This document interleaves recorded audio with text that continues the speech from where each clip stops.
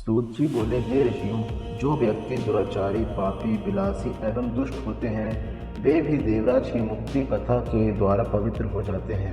लालची, मिथ्याभाषी, माता पिता को दुख देने वाले, दंभी, पाखंडी, घोरात्मा, द्वेषी, पतित, हिंसक और निर्दयी पुरुष भी कलयुग में इसके द्वारा पवित्र हो जाएंगे।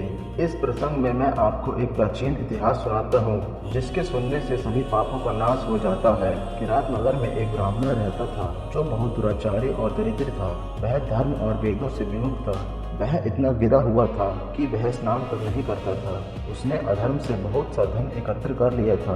वह एक बार एक तालाब पर नहाने के लिए गया। उसी समय वहाँ एक वेश्या भी आई जिसका नाम शोभावती था।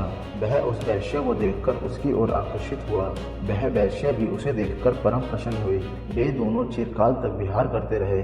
ब्राह्मण के माता पिता ने बार बार उसे समझाया परंतु उसने अपने माता पिता की बातों पर ध्यान नहीं दिया। उस अधम ब्राह्मण ने एक दिन ईर्ष्यावश रात्रि में अपने माता पिता व पत्नी का वध कर दिया और उनकी समस्त संपत्ति वैश्य को दे दी। दैवयोग से एक दिन वह प्रतिष्ठापुर में आया। उसने वहाँ एक शिव मंदिर देखा जिसमें अनेक साधु महात्मा एकत्र थे। वह ब्राह्मण अचानक बीमार हो गया। बीमारी की अवस्था में उसने एक ब्राह्मण के मुख से शिव जी की परम पवित्र कथा सुनी।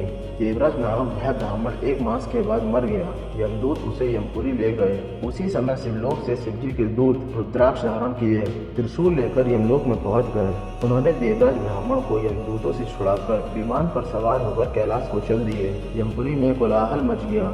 शोर को सुनकर यमराज स्वयं पधारे और शिव जी के 4 दूतों को देखकर उनकी पूजा की। धर्मराज अपने ज्ञान चक्षु द्वारा सब कुछ जान गए थे। शिव जी के दूतों ने ब्राह्मण को ले जाकर दया के सागर में शिव जी के सम्मुख उपस्थित किया। हे मुनिवरों, शिव जी की यह कथा परम पवित्र है जिसके श्रवण मास से महापापी ब्राह्मण देवराज विमुक्त हो गया। इस प्रकार से पुराण की कथा को विधि पूर्वक सुनने से अमर फल की प्राप्ति होती है।